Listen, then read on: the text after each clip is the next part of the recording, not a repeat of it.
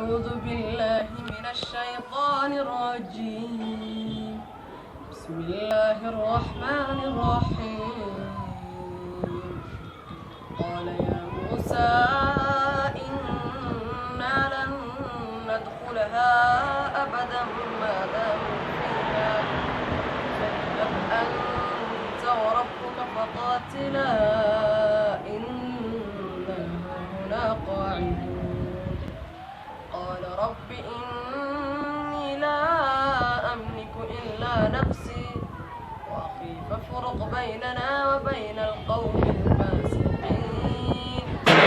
قال فإنها محرمة عليهم 40 سنة يتيهون في الأرض فلا تأس على القوم الفاسقين. واتل عليهم نبأ ابني آدم بالحق إذ قربا قربانا فتقبل من أحدهما ولم يتقبل من الآخر قال لأقتلنك قال إنما يتقبل الله من المتقين.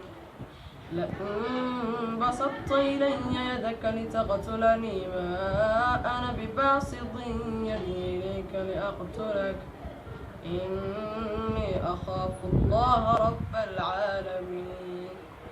إني أريد أن تبوء بإثمي وإثمك فتكون من أصحاب النار وذلك جزاء الظالمين.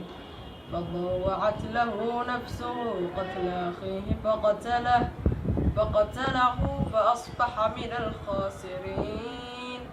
فبعث الله غرابا يبحث في الأرض ليريه كيف يواري سوءة أخيه. قال يا ويلتى أعجزت أن أكون مثل هذا الغراب فأواري سوءة أخي فأصبح من النادمين.